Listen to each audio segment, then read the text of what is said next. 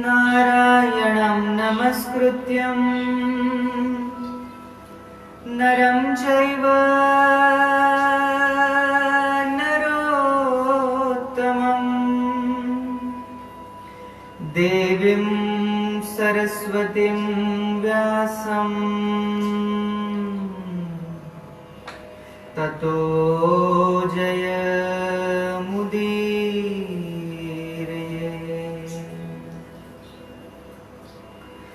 यं प्रव्रजन्तमनुपेतमपेतकृत्यं द्वैपायनो विरहकातर आजुहाव पुत्रेति तन्मयतया तर्वोऽभिनेन्दुस्तं सर्वभूतहृदयं मुनिमानतोऽस्मि।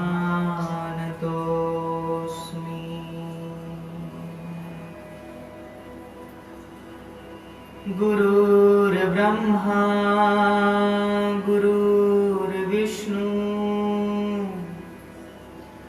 गुरुर्देवो महेश्वरा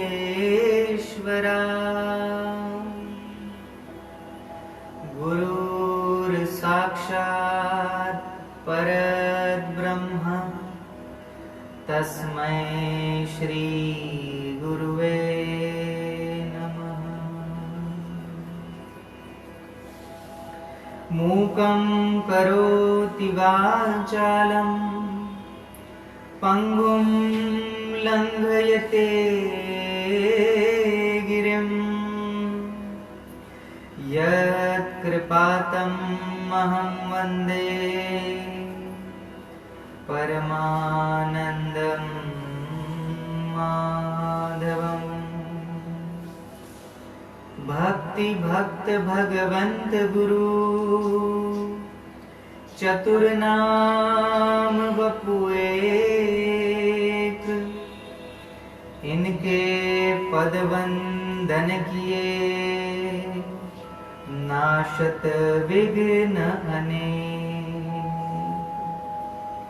सच्चिदानंद रूपाय विश्वोत्पत्त्यादिहेतवे तापत्रय विनाशाय श्रीकृष्णाय वयं नुमः। कर्पूरगौरं करुणावतारं संसारसारं भुजगेन्द्रहारं सदा वसन्तं हृदयारविन्दे भवं भवानी सहितं नमामि। मनोजवं मारुततुल्यवेगं जितेन्द्रियं बुद्धिमतां वरिष्ठं वातात्मजं वानरयूथमुख्यं श्रीरामदूतं शरणं प्रपद्ये। ॐ गं गणपतये नमः। ॐ श्रीं सरस्वत्यै नमः। ॐ हं हनुमतये नमः। ॐ श्री परमात्मने नमः। नारायण नारायण नारायण। ओम ओम ओम।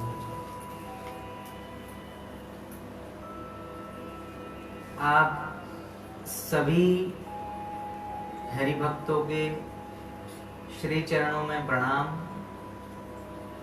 जय हिंदू राष्ट्र, जय मां भारती। आज हम श्रीमद् भागवत महापुराण कथा के द्वितीय दिन के पहले सत्र में प्रवेश करने जा रहे हैं। आइए 1-2 मिनट हम भगवान नाम स्मरण कर लेते हैं और फिर कथा प्रारंभ करते हैं। ओम नमो भगवते वासुदेवाय। ओम नमो भगवते वासुदेवाय। ओम नमो भगवते वासुदेवाय।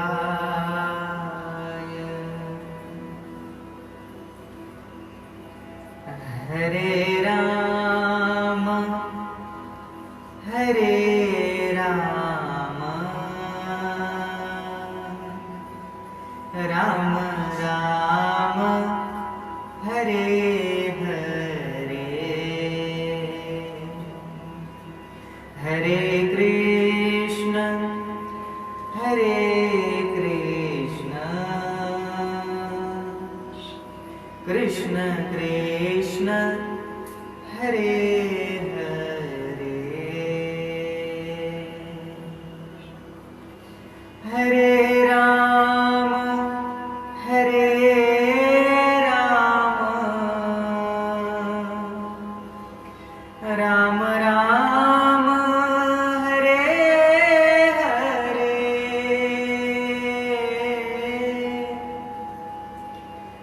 हरे कृष्ण हरे कृष्ण कृष्ण कृष्ण हरे हरे। हरे राम हरे राम राम राम हरे हरे। हरे कृष्ण हरे हरे। हरे राम हरे हरे।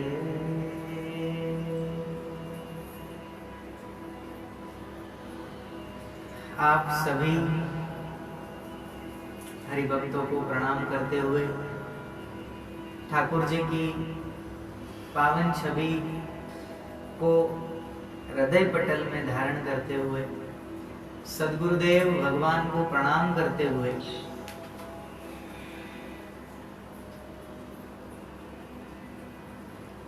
आप सभी गणमान्य और कथा प्रेमी भक्तों को प्रणाम करते हुए आज की द्वितीय दिवस के प्रथम सत्र को, प्रथम कथा को आरंभ करने जा रहा हूं। ध्यान पूर्वक श्रवण करिए। कल हमने श्रीमद् भागवत कथा के अनछुए प्रसंगों की इस श्रृंखला में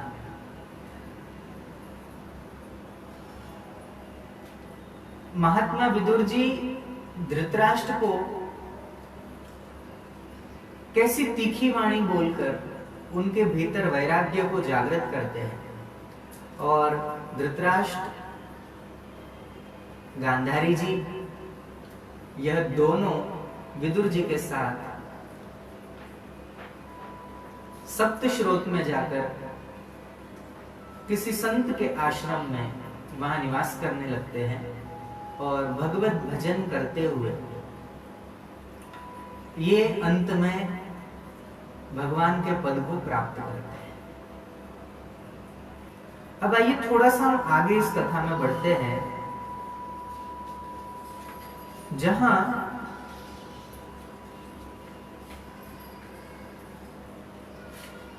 आगे कथा में आता है, अपशुपन देखकर महाराज युधिष्ठिर का शंका करना और अर्जुन का द्वारका से लौटना, क्योंकि भगवान का स्वधाम गमन हो गया था और कृष्ण विरह व्यथित पांडवों का परीक्षित को राज्य देकर स्वर्ग में सिधारना, ये कथा आगे आती है। और आपके लिए मैं बता दूं कि परीक्षित का जब जन्म हो चुका, देखिए यहाँ केवल अनछुए प्रसंग जो है उसका विस्तार हम करेंगे, बाकी को स्पर्श करते हुए आगे बढ़ेंगे। तो उत्तरा के गर्भ की भगवान ने रक्षा तो की, परीक्षित का जन्म हुआ और पांडवों ने जब स्वर्गारोहण की यात्रा की तो स्वर्गारोहण से पहले इन्होंने अपने पौत्र परीक्षित को राजगादी पर बिठाया और ये पांडव द्रौपदी सहित स्वर्गारोहण की यात्रा के लिए चले गए। राज्य बहुत अच्छे से चलने लगा, वहां की प्रजा दुखी नहीं थी क्योंकि बड़े प्रतापी यशस्वी राजा हुए राजा परीक्षित जी। उन्होंने दिग्विजय किया, संपूर्ण पृथ्वी को इन्होंने जीता, चक्रवर्ती सम्राट हुए। एक दिन घूमने के लिए निकले थे और कथा कहती है कि उनको एक गौ माता दिखी और एक वृषभ दिखा, नंदी दिखा, बैल दिखा। और हमारे यहाँ बैल को धर्म का प्रतीक माना जाता है और वो दुर्दशा देखकर बैल की, क्योंकि उन्होंने देखा कि बैल के 3 पैर कटे हुए थे और एक पांव पर वो चल नहीं पा रहा। इसे देखकर राजा परीक्षित जी संवाद स्थापित करने हैं तो उसके पास गए और पूछा कि आप कौन हो, क्या हो। तब उन्होंने कहा मैं धर्म हूं। तो परीक्षित जी ने कहा कि आप धर्म हो और आपकी ये दुर्दशा। बोले कलयुग आया है तो मेरे पास बस यही बचा है। राजा परीक्षित जी कहते हैं कि धर्म का तत्व जानने वाले ऋषभदेव, आप धर्म का उपदेश कर रहे हैं, अवश्य ही आप ऋषभ के रूप में स्वयं धर्म हैं। परीक्षित जी ने उनको पहचाना। अधर्म करने वालों को जो नरकादि प्राप्त होते हैं वही चुगली करने वाले को भी मिलते हैं। अथवा यही सिद्धांत निश्चित है कि प्राणियों के मन और वाणी से परमेश्वर की माया के स्वरूप का निरूपण नहीं किया जा सकता। धर्मदेव, सतयुग में आपके 4 चरण थे, तप, पवित्रता, दया और सत्य। और इस समय अधर्म के अंश आसक्ति, गर्व और मद से 3 चरण नष्ट हो चुके हैं। अब आपका 4था चरण केवल सत्य ही बचा है, उसी के बल पर आप जी रहे हैं। असत्य से पुष्ट हुआ यह अधर्म रूप कलयुग उसे भी ग्रास कर लेना चाहता है। तो हे वृषभदेव, आपकी दशा किसने की ये बताइए। तब वृषभदेव कहते हैं कि मेरी ये दशा एक काले रंग के पुरुष ने की है और जिसका नाम वो कलयुग बताता है। राजा परीक्षित जैसे ही सुनते हैं कि कलयुग, ओ मैं अभी उसको नष्ट कर देता हूं, क्योंकि ये पांडवों का राज्य है और पांडव हमेशा से भगवान श्री कृष्ण के भक्त रहे और भगवान श्री कृष्ण के भक्त रहे पांडव जिन्होंने गौ माता का लालन पालन किया है, वृषभों का हमेशा संरक्षण और संवर्धन किया है।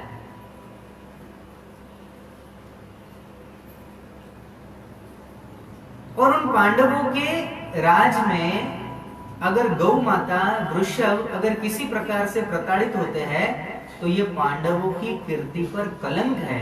और ये कलंक लगाने का कार्य जिसने किया है, मैं उसे जीवित नहीं रखूंगा। कलयुग को ढूंढते हैं और बाण तर्कस से निकाल के कलयुग के सामने धरते, कलयुग थर थर कांपता है।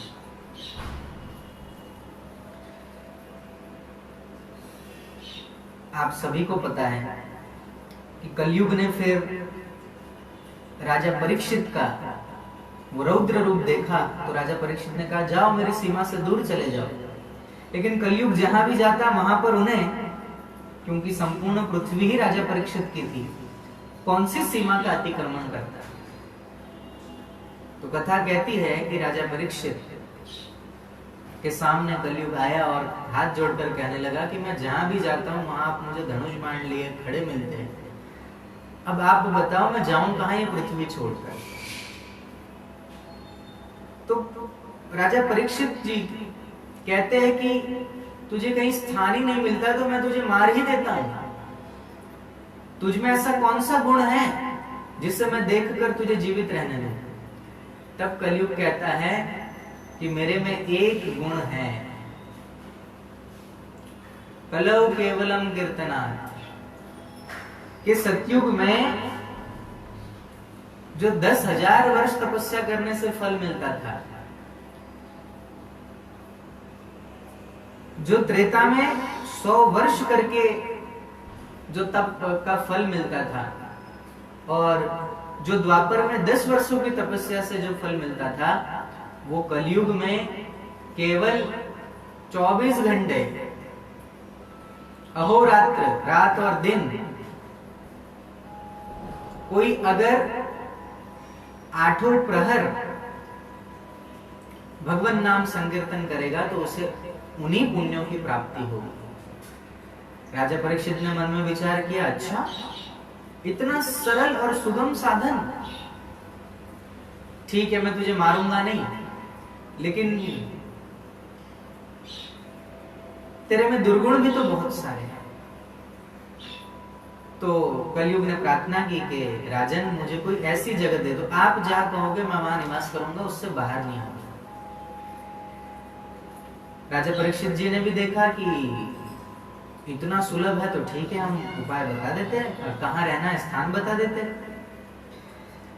तो वहां राजा परीक्षित कलयुग को 4 स्थान देते हैं, और वो स्थान है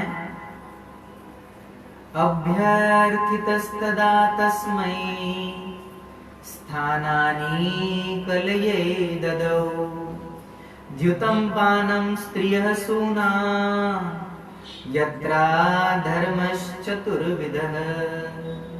कलयुग द्युत, जहां जुआ खेला जाता हो, जहां मद्यपान हो, मदिरालय शराब आदि का स्थान हो, और जहां पर वैश्यागमन होता है, स्त्री संग होता है उसमें, और चौथा हिंसा, जहां हिंसा होती हो वहां पर तू जाकर रहे। तो जिस घर में कलह होता है, झगड़े होते हैं, समझ लेना कि वहां कलयुग निवास कर रहा है। इन स्थानों में क्रमशः असत्य, मद, आसक्ति और निर्दयता है। ये 4 प्रकार के स्थानों में अधर्म निवास करता है, जाओ तुम वहां जाके रहो। कलयुग ने कहा अच्छा सारे के सारे गंदे स्थान दे दिए मुझे, सारे अपवित्र अधार्मिक स्थान दे दिए मुझे, कोई एक तो अच्छा स्थान दे दो।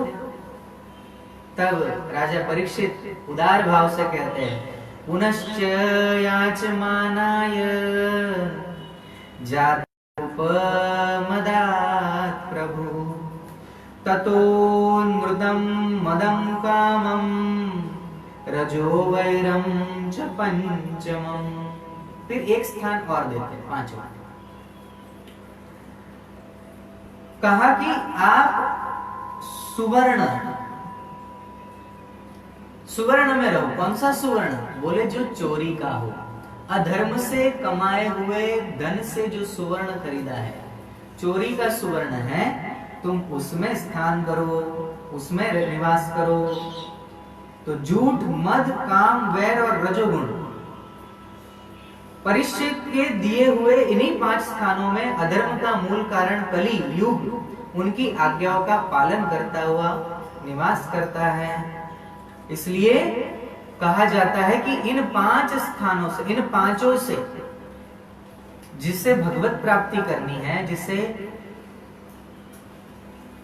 धर्मयुक्त जीवन जीना है, शास्त्रोक्त जीवन जीना है, जो संत है, जो महात्मा होना चाहते हैं, जो संन्यास धारण करना चाहते हैं, उन्हें इन 5 से दूर रहने का संकेत किया गया है।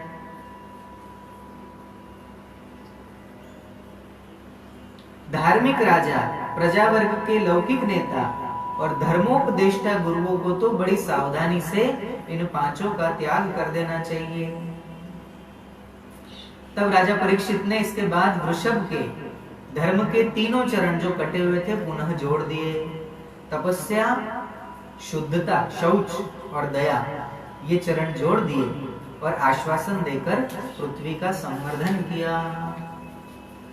अब कथा आगे थोड़ी सी बढ़ती है, क्योंकि कलयुग को राजा परीक्षित ने स्थान दे दिया कि जाओ जाके चोरी किए हुए सुवर्ण में तुम्हारा स्थान है, द्युत में तुम्हारा स्थान है, स्त्री संग जहां होता है वहां तुम्हारा स्थान है। और फिर कहा कि जहां हिंसा होती हो वहां तुम्हारा स्थान है, जहां शराब पिलाई जाती हो, पी जाती हो, बनाई जाती हो, वहां तुम्हारा स्थान है, जाओ वहां जाकर। तो कल्याण के अभिलाषी, आत्म कल्याण के अभिलाषी लोगों को, साधकों को इन 5 वस्तुओं से दूर रहना चाहिए। तो सुवर्ण स्थान मिल गया। एक दिन जरासंध का चुराया हुआ मुकुट भीम लेकर आए थे और वो पिटारे में रखा था। एक दिन खजाने को देखने के लिए राजा परीक्षित जब गए, तब वो पिटारा खोला और उसमें रत्न जड़ित सुवर्ण का मुकुट देखा, तो उन्होंने तत्काल उसे धारण कर लिया और धारण करते ही कलयुग बुद्धि में प्रवेश कर गया और बुद्धि भ्रमित हो गई। आखेट के लिए निकले, शिकार करने के लिए जंगल में गए। रास्ता शायद भटक गए होंगे कि नहीं पता नहीं, लेकिन प्यास लगी, भूख लगी। सोचा वन में कोई रहता हो, कोई आदिवासी का घर हो या कोई आश्रम हो, तो वहां जाकर मैं जल पी लूं, थोड़ा अन्न ले लूं, तो मेरी क्षुधा, भूख मिट जाए, प्यास मिट जाए।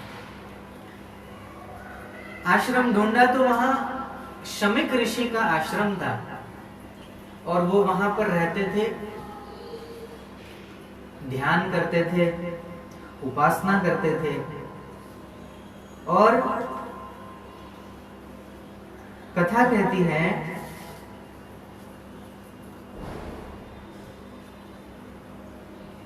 कि जब वो शमिक ऋषि के आश्रम में पहुंचे राजा परीक्षित, तो वहां पर जागृत, स्वप्न, सुषुप्ति तीनों अवस्थाओं से निर्विकार रूप से ब्रह्म रूप तुरीय पद में स्थित हुए वो शमिक ऋषि ध्यान में मग्न थे। उनका शरीर बिखरी हुई जटाओं से और कृष्ण मृग चर्म से ढका हुआ था। अब वो ध्यान की अवस्था में बैठे थे और राजा परीक्षित ने उनसे उसी अवस्था में कहा कि हे महात्मन, हे ऋषिवर, हमें जरा जल दे दो, हमें थोड़ा सा अन्न दे दो, मैं भूखा हूं, मैं प्यासा हूं।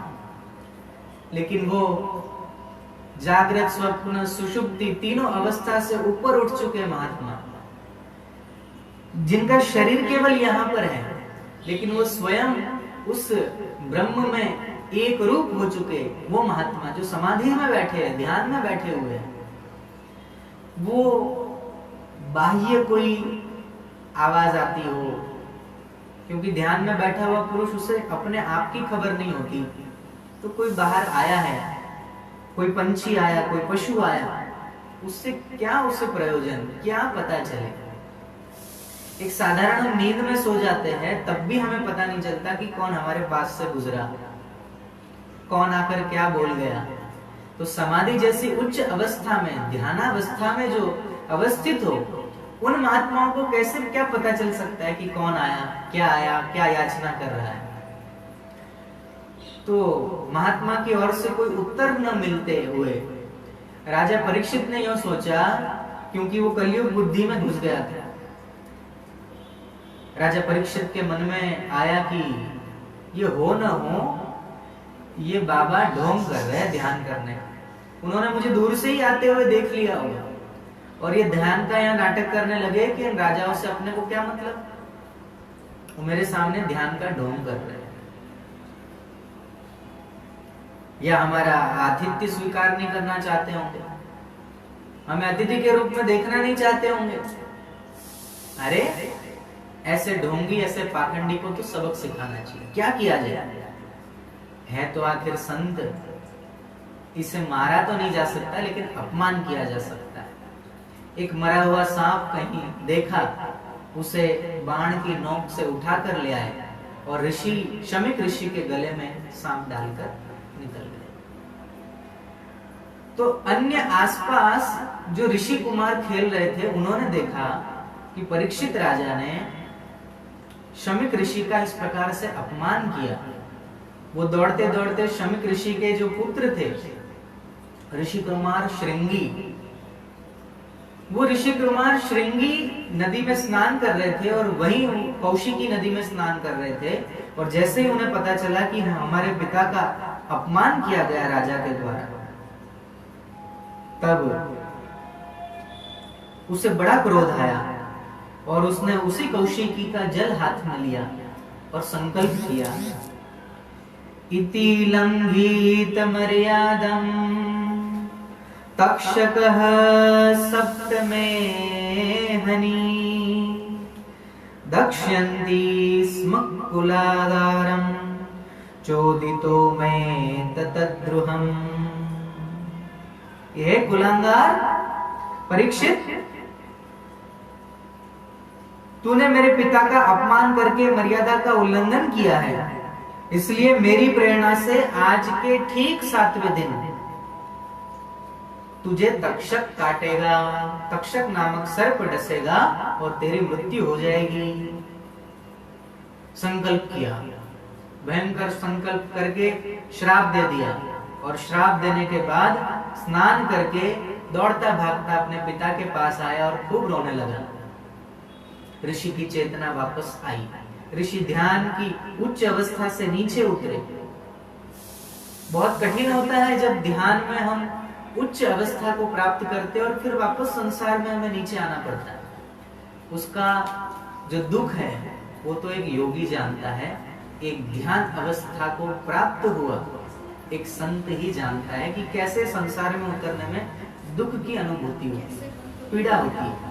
लेकिन बालक का रुदन सुनकर ऋषि जब वापस अपनी चेतना में लौटे और पुत्र को रोते हुए, पहले तो गले में वो सांप देखा तो उसको दूर फेंका, फिर बेटा गले से लगा। ऋषि कुमार श्रृंगी उनके शमिक ऋषि के गले लगे और कहा कि पिताजी आपका घोर अपमान हुआ, लेकिन चिंता न करिए, मैंने उसे श्राप दे दिया है और आज के ठीक 7वें दिन उस राजा परीक्षित की मृत्यु हो जाएगी। अब त्रिकालदर्शी महात्मा एक ऋषि के गले में मरा हुआ सांप डाल दिया, उनका अपमान किया। ये दुर्बुद्धि उत्पन्न कैसे हुई और मुझे इसका तुरंत प्रायश्चित करना चाहिए। और कथा कहती है कि राजा परीक्षित जी ने तो यहां तक कहा कि ब्राह्मणों की क्रोधाग्नि आज ही मेरे राज्य, सेना और भरे पूरे खजाने को जलाकर खाक कर दे, जिससे फिर कभी मुझ दुष्ट ब्राह्मण, देवता और गौओं के प्रति ऐसी पाप बुद्धि न हो, ऐसी पाप बुद्धि मेरी न उपजे। इसलिए अभी ही मेरा पूरा खजाना, मेरा राज्य, मेरी सेना तत्काल जलाकर खाक कर दे तो बहुत उत्तम होगा, मेरा प्रायश्चित हो जाएगा। इस प्रकार का चिंतन करने लगे। उतने में संदेशा आया कि शमिक ऋषि आपको मिलना चाहते हैं। राजन दुखी भाव से, ग्लानि भरे हृदय से शमिक ऋषि के पास पहुंचे और उनसे क्षमा याचना करने लगे। लेकिन शमिक ऋषि ने कहा कि देखो राजन, अब आपके पास केवल 7 दिन बचे हैं और इन 7 दिनों में आपको जो आत्म कल्याण के लिए उपाय करने हैं कर लीजिए, क्योंकि मेरे पुत्र ने अज्ञानता के कारण आपको श्राप दे दिया है और ये श्राप कभी भी खाली नहीं जाएगा।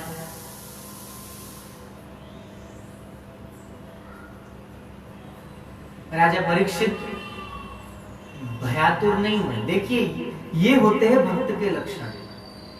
विपरीत परिस्थिति आ गई,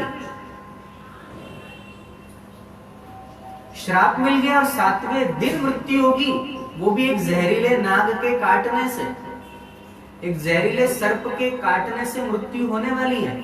ये श्राप मिलने के बाद भी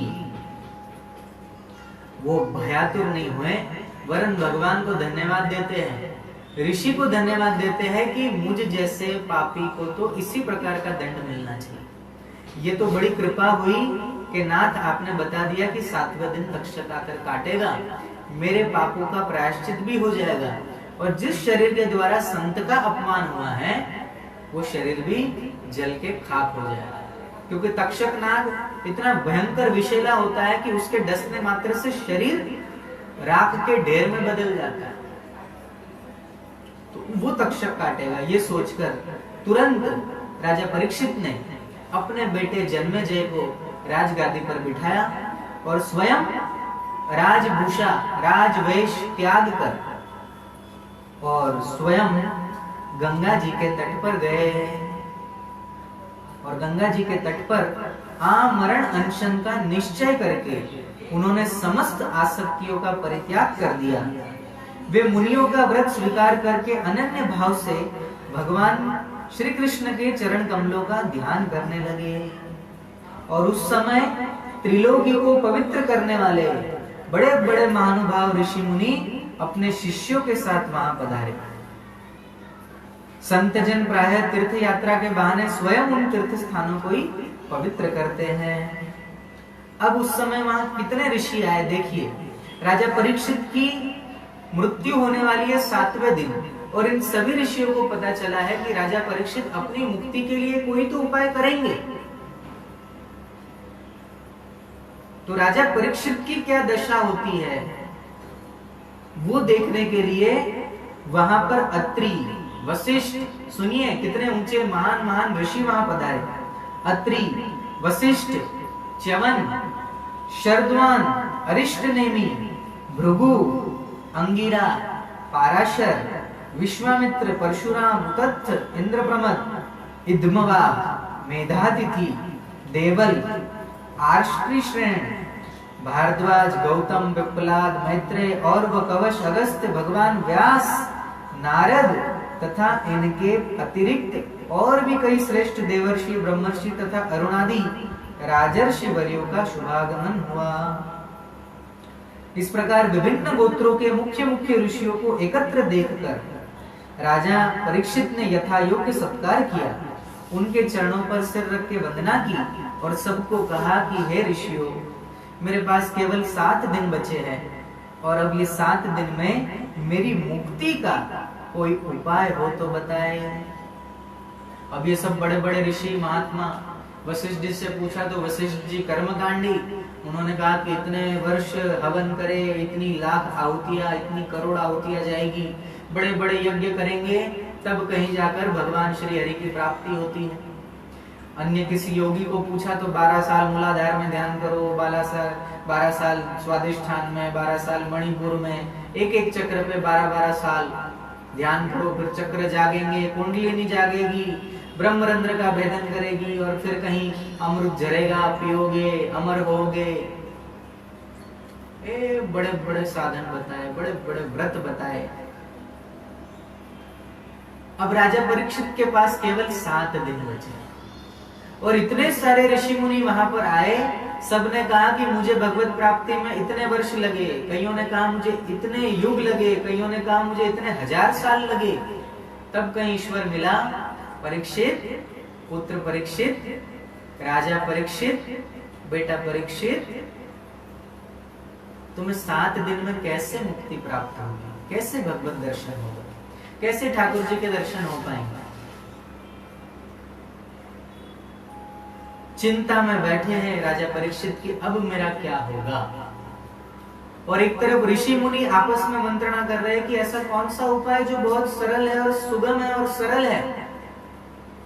कथा कहती है कि ये चिंतन कर ही रहे थे, उसी समय पृथ्वी पर स्वेच्छा से विचरण करने वाले मुनि पधारे। उस मुनि का वेश कैसा था, आइए सुनते हैं।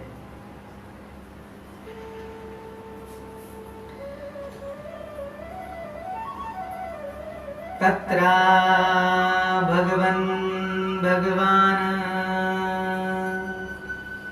व्यासपुत्रो यदृच्छया गामटमानप्रेक्षः अलक्ष्यलिङ्गो निजलाभतुष्टो मृतश्च बालैरवधूतवेषः। ये चिंतन चल ही रहा था कि उस समय पृथ्वी पर स्वेच्छा से विचरण करते हुए किसी की कोई अपेक्षा न रखने वाले व्यास नंदन भगवान श्री सुखदेव जी महाराज वहां पर प्रकट हो गए। वे वर्ण अथवा आश्रम के बाह्य चिन्हों से रहित एवं आत्म अनुभूति में संतुष्ट थे। बच्चों और स्त्रियों ने उन्हें घेर रखा था। उनका वेश अवधूत का था। 16 वर्ष की अवस्था थी। चरण, हाथ, जंघा, भुजाएं, कंधे, कपोल और अन्य सब अंग अत्यंत सुकुमार थे। नेत्र बड़े बड़े और मनोहर थे। नासिका कुछ ऊंची थी, कान बराबर थे, सुंदर भौहें थी। इनसे मुख बड़ा ही शोभायमान हो रहा था और गला तो मानो शंख जैसा हो। हंसली ढकी हुई, छाती चौड़ी और उभरी हुई, नाभि भंवर के समान गहरी तथा उदर बड़ा ही सुंदर त्रिबली से युक्त था। लंबी लंबी भुजाएं थी। मुख पर घुंघराले बाल बिखरे हुए थे।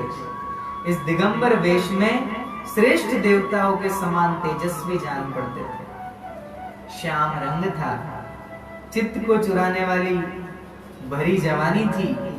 वे शरीर की छटा और मधुर मुस्कान से स्त्रियों को सदा ही मनोहर जान पड़ते थे। यद्यपि उन्होंने अपना तेज छिपा रखा था, फिर भी उनके लक्षण जानने वाले मुनियों ने उन्हें पहचान लिया और वे सब के सब अपने आसन छोड़कर खड़े हुए और उनका सम्मान करने लगे। राजा परीक्षित ने भी देखा ब्रह्म तेज से संपन्न वो युवा व्यास नंदन सुखदेव खड़े हुए, उन्हें बुलाया, यथोचित ऊंचा आसन दिया, वहां बिठाया, चरण प्रक्षालन आदि किए और जब प्रखर बुद्धि श्री सुखदेव जी शांत भाव से बैठ गए, तब भगवान के परम भक्त परीक्षित ने उनके समीप आकर चरणों पर सिर रखा और फिर खड़े होकर हाथ जोड़कर नमस्कार किया। उसके बाद बड़ी ही मधुर वाणी से उनसे प्रश्न किए। परीक्षित क्या कहते सुनिए। हे ब्रह्म स्वरूप भगवान, आज हम बड़भागी हुए क्योंकि अपराधी क्षत्रिय होने पर भी हमें संत समागम का अधिकारी समझा गया। आज कृपा पूर्वक अतिथि रूप से पधार कर आपने हमें तीर्थ के तुल्य पवित्र बना दिया। संत महात्मा जहां रहते हैं वो भूमि ही तीर्थ है। तीर्थ को तीर्थत्व प्रदान करने वाले संत होते हैं और ऐसे संत मिल जाए बड़ा भागी है। सच्चे भगवत भक्त संत मिलना दुर्लभ है और वो दुर्लभ क्षण आज राजा परीक्षित को प्राप्त हुआ। सुखदेव जी तो आए ही, लेकिन सुखदेव जी के साथ साथ अन्य भी बड़े ऋषि मुनियों के दर्शन हुए परीक्षित को। अब परीक्षित जी बड़ा हाथ जोड़कर करुणा, एक हृदय में एक भाव, एक प्रेम भाव और एक अधीरता, क्योंकि 7वें दिन तक्षक काटेगा और मुक्ति का कोई उपाय अनेक संतों से पूछा लेकिन नहीं मिला। तब उन्होंने प्रणाम करके प्रेम पूर्वक, विनय पूर्वक राजा परीक्षित जी प्रश्न करते हैं।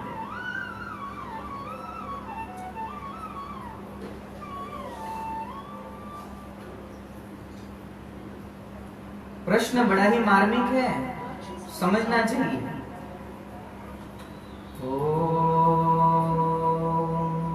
सुनिए।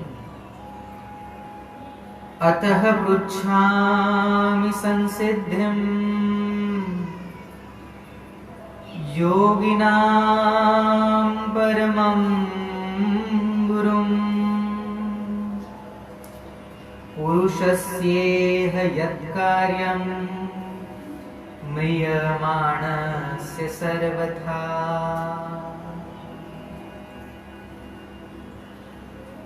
हे ब्रह्म स्वरूप भगवान, आप योगियों के परम गुरु हैं, इसलिए मैं आपसे परम सिद्धि के स्वरूप और साधन के संबंध में प्रश्न कर रहा हूं।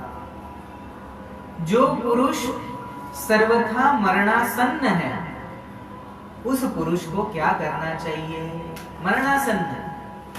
अब देखिए, यहां तो परीक्षित जी को पता था कि 7वें दिन आकर तक्षक काटेगा, लेकिन आपको और हमें क्या पता है कि कब आकर तक्षक काटने वाला है? तक्षक माने काल। कब हमारी मृत्यु आने वाली है आपको पता है? हमें भी नहीं पता, आपको भी नहीं पता। तो ये हमारे लिए बड़ी विडंबना है कि कब और कौन सी श्वास हमारी आखिरी हो। इसलिए राजा परीक्षित मानो स्वयं के लिए तो पूछ रहे हैं, लेकिन स्वयं के साथ साथ हम सब के लिए भगवान श्री सुखदेव जी को यह प्रश्न पूछ रहे हैं। आगे और प्रश्न सुनिए।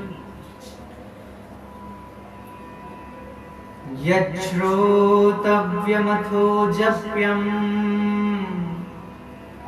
यत्कर्तव्यं नृभिः प्रभो स्मर्तव्यं भजनीयं वा ब्रूहि यद्वा विपर्ययम् नूनं भगवतो ब्रह्मन् गृहेषु गृहमेधिनाम् न लक्ष्यते व्यवस्थानम् अपि गोदोहनं क्वचे। भगवान, साथ ही साथ आप यह भी बतलाइए कि मनुष्य मात्र को क्या करना चाहिए। वे किसका श्रवण करे, किसका जप करे, किसका स्मरण करे और किसका भजन करे तथा किसका त्याग करे।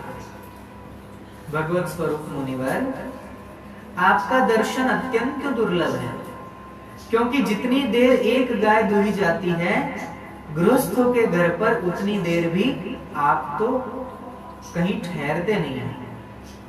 तो आप कृपा करके हमें इन सब प्रश्नों के उत्तर दीजिए। अब राजा परीक्षित ये प्रश्न करके यहाँ श्री वेदव्यास जी प्रथम स्कंद पूरा करते हैं और अब द्वितीय स्कंद शुरू होता है। अब द्वितीय स्कंद का पहला अध्याय, जिसमें ध्यान विधि और भगवान के विराट स्वरूप का वर्णन श्री सुखदेव जी महाराज परीक्षित को बताते हैं। अब राजा परीक्षित का प्रश्न था कि मरणासन्न व्यक्ति को क्या करना चाहिए, किसका जप करे, किसको सुने,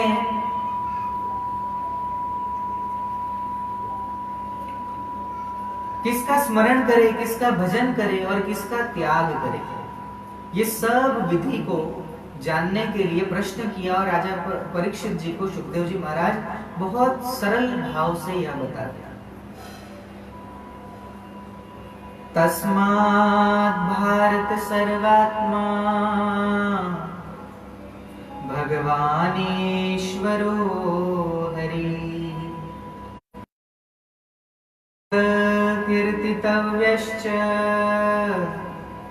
स्मर्तव्यश्चेच्छता भयम् एतावान् सांख्ययोगाभ्याम् स्वधर्म परिनिष्ठया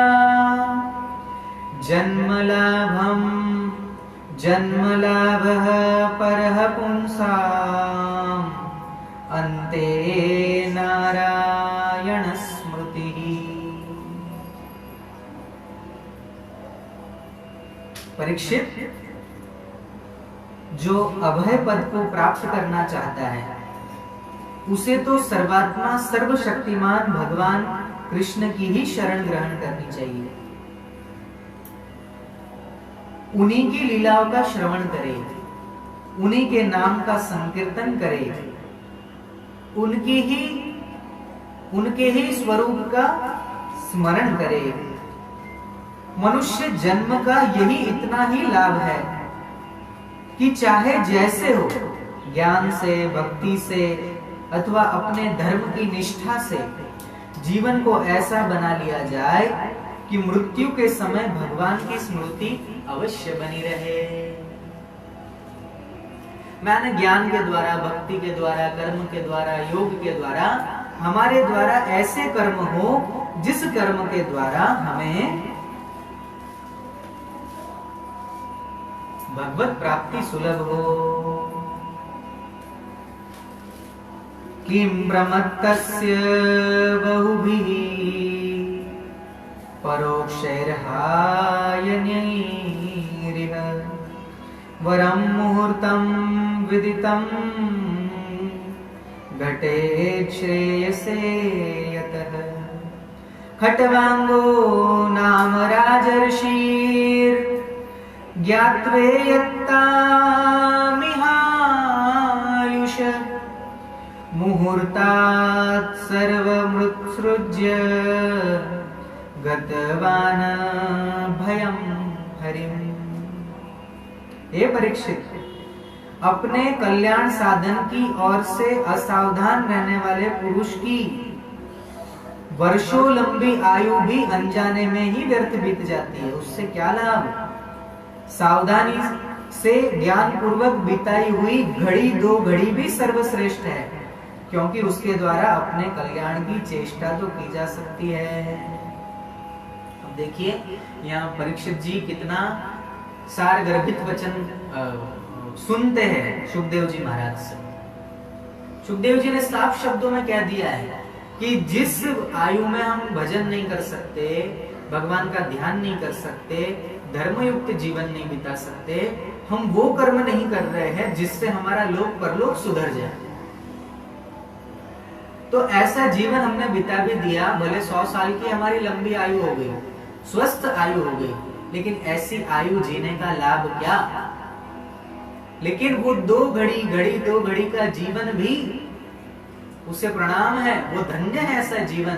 भले 2 घड़ी के लिए जिया, 1 घड़ी माने 24 मिनट होते हैं, 2 घड़ी माने 48 मिनट।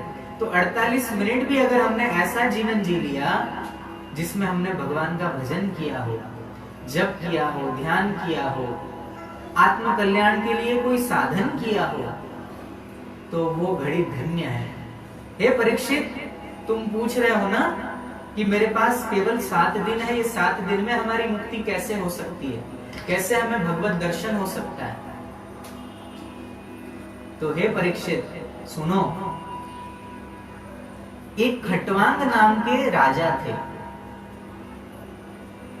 अपनी आयु की समाप्ति का समय जानकर उन्होंने देखा कि मेरी आयु मात्र अब 1 मुहूर्त शेष बची है। 1 मुहूर्त माने लगभग 3 साढ़े 3 घंटा, केवल उतनी मेरी आयु बची है।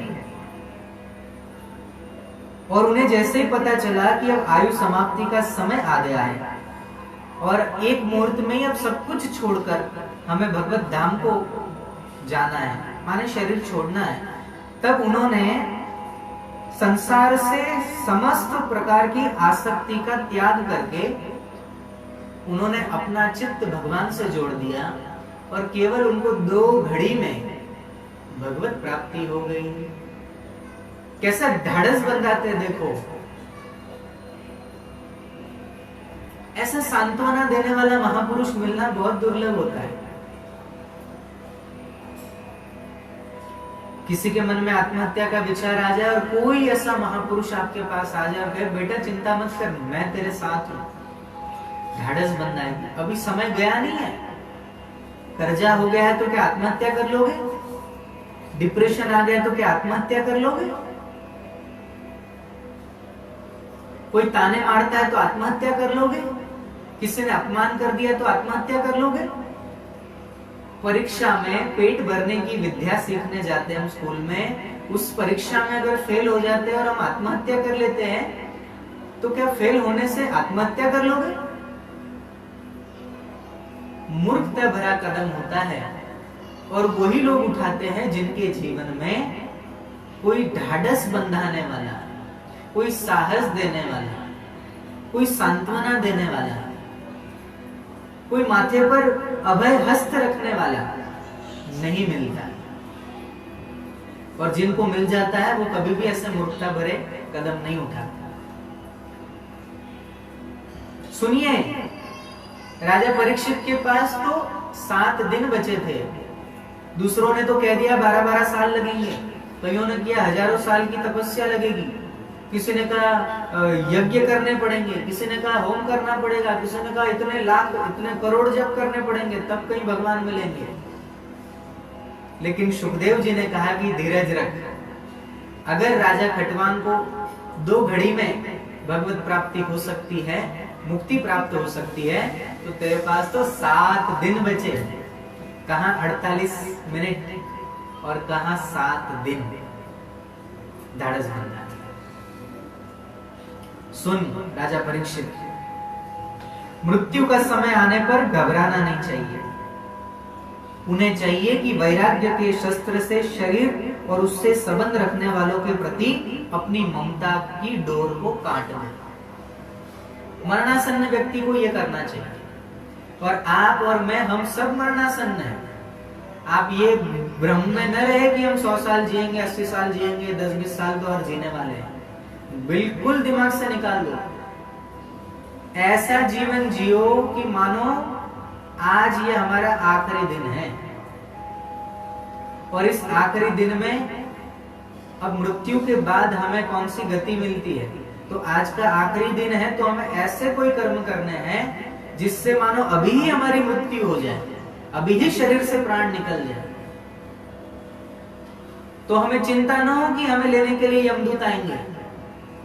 हमें निश्चिंतता हो कि हमारे भजन के फल स्वरूप, हमारे ध्यान के फल स्वरूप, हमारे परोपकार के फल स्वरूप, हमारे सेवा के फल स्वरूप, हमारी गौ सेवा के फल स्वरूप हमें लेने के लिए पार्षद आएंगे, भगवत पार्षद आएंगे। हम अधोगति को नहीं, ऊर्ध्व गति को प्राप्त होंगे। ये निश्चिंतता हो जाए हमारे कर्म के द्वारा। आप अपने आप का निरीक्षण कीजिए, क्या हम कभी भी प्रत्येक दिन भगवत चर्चा में बिताते हैं, सेवा में बिताते हैं, परोपकार में बिताते हैं, कि सिर्फ अपने लिए जीते हैं? विचार करिएगा, निरीक्षण कीजिएगा, क्या हम हमारे घर परिवार को ही सर्वस्व समझकर उसमें जिएंगे? क्या हम केवल स्वार्थ सिद्धि के लिए ही जन्मे हैं? क्या हम कमाना, खाना और सब कुछ दूसरों के लिए छोड़ के मर जाना, क्या इसी के लिए इस मनुष्य तन में आए हैं, इस मनुष्य योनि में हमने जन्म लिया है? विचार करिएगा। गहराई से जब आप विचार करोगे तब आप अवश्य जान जाओगे कि ये देह और गेह, गेह माने घर आदि, इस देह और गेह की ममता, इस देह गेह की आसक्ति और इस देह और गेह से संबंधित जितने भी हमारे संबंधी है, रिश्तेदार हैं, मित्र हैं, वो सारे के सारे जैसे ही प्राण छूटते हैं पराये हो जाते। तो जो पराये ही हैं, उनसे कब तक प्रीति करके कर्म बंधन बढ़ाते रहेंगे?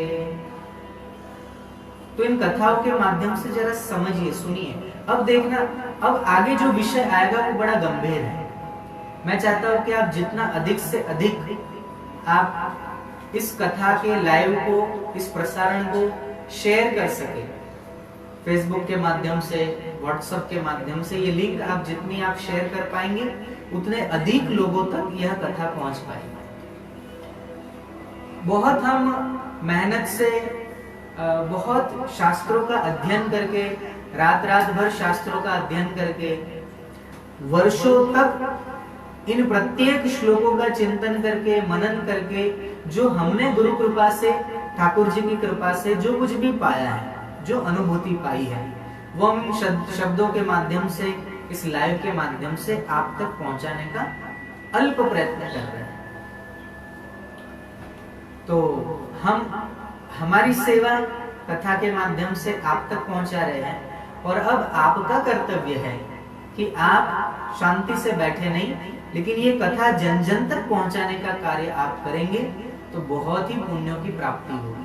घर बैठे सेवा है, आपको यहाँ आकर कोई पंडाल नहीं बांधना, कोई मंडप नहीं बनाना, कोई झाड़ू पोछा नहीं करना, कोई फूल वगैरह से कुछ सजाना नहीं है, आपको अन्य कोई सेवा नहीं करनी है। आपको केवल अपनी उंगलियों का इस्तेमाल करना है, शेयर करना है, अधिक से अधिक आपको ये जो लाइव चल रहा है, ये कथा चल रही है, लोगों तक पहुंचाने की सेवा करनी है। व्हाट्सएप के माध्यम से, फेसबुक के माध्यम से आप अपनी अपनी आईडी पर भी इसको होस्ट पार्टी कर सकते हैं, ताकि बहुत सारे लोग इस कथा का लाभ ले सके।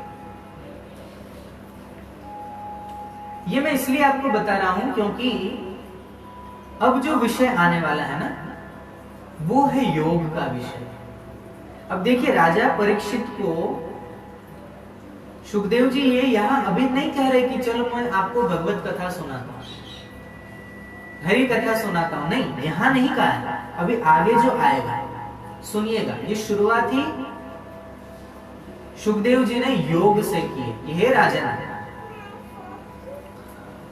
अभी तो तुम्हारे जीवन की अवधि 7 दिन की है, इस बीच में ही तुम अपने परम कल्याण के लिए जो कुछ करना चाहिए सब कुछ कर लो, जो कुछ करना चाहिए सब कुछ कर लो, सुखदेव जी कह रहे हैं। अब राजा परीक्षित जी पूछते हैं कि जो कुछ करना चाहिए माने क्या, मैं 7 दिन में क्या कर सकता हूं, कुछ तो उपाय आप बताइए। तब सुनिए अब सुखदेव जी ने क्या कहा।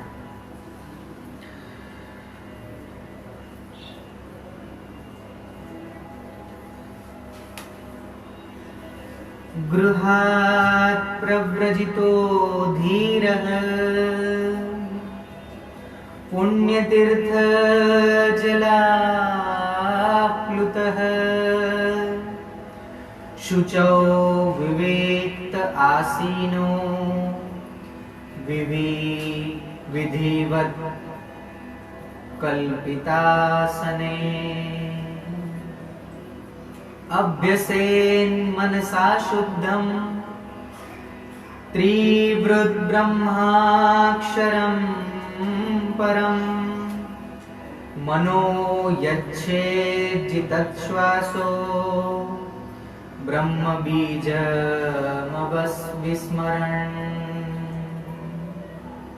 हे राजा, धैर्य के साथ घर से निकलकर पवित्र तीर्थ के जल में स्नान करे और पवित्र तथा एकांत स्थान में विधि पूर्वक आसन लगाकर बैठ जाए। अब मरणासन में व्यक्ति को क्या करना चाहिए, उस विषय में सुखदेव जी बता रहे हैं कि धैर्य के साथ घर से निकलकर, हड़बड़ाए नहीं, जल्दीबाजी न करें, शांत भाव से घर से निकलकर पवित्र तीर्थ के जल में स्नान करके किसी एकांत स्थान में विधि पूर्वक आसन लगाकर बैठे, पद्मासन में बैठे, सुखासन में बैठे, आसन लगाकर बैठे। तत्पश्चात जब आसन लगा लिया जाए, तत्पश्चात परम पवित्र अ उ म इन 3 मात्राओं से युक्त प्रणव का मन ही मन जप करे।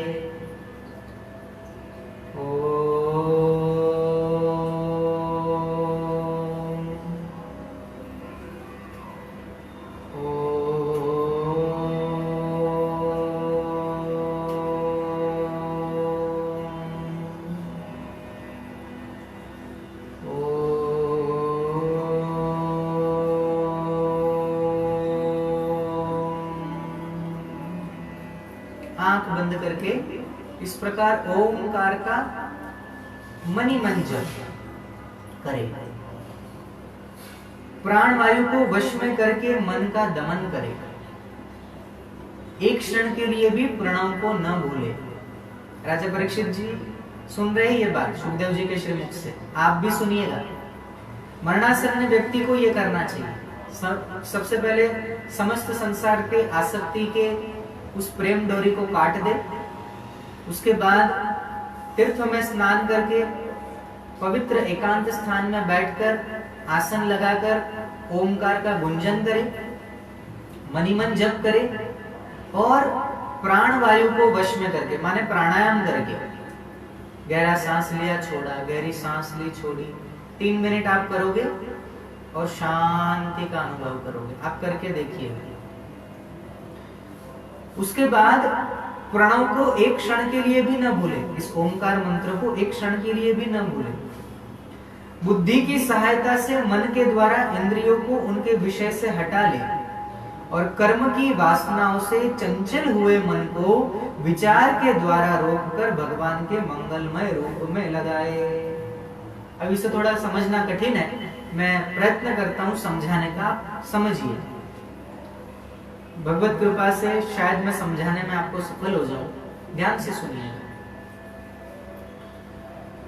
बुद्धि की सहायता से मन के द्वारा इंद्रियों को उनके विषय से हटा ले, माने सोचे विचारे बुद्धि के द्वारा, मन के द्वारा इंद्रियों को उनके विषय से हटा ले। इंद्रिया ये जो देखना, सुनना, चखना, स्पर्श करना, ये जो पंचेंद्रिया है हमारी, पंच ज्ञानेंद्रिया और पंच कर्मेंद्रिया, इनको बिल्कुल शिथिल कर दे, उनके विषयों से हटा ले।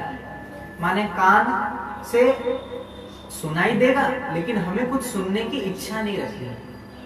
हमें भोजन करना तो पड़ेगा प्राणों की रक्षा के लिए, क्योंकि शरीर भोजन नहीं करता, प्राण अन्न ग्रहण करते हैं। तो प्राणों को जीवित रखने के लिए अन्न ग्रहण करना है, लेकिन यही चाहिए, स्वादिष्ट ही चाहिए, मीठा ही चाहिए, चटपटा ही चाहिए। इस प्रकार की जो उसमें आसक्ति है वो न करके जो भी प्राप्त हो जाए उसे खाकर संतुष्ट रहना है।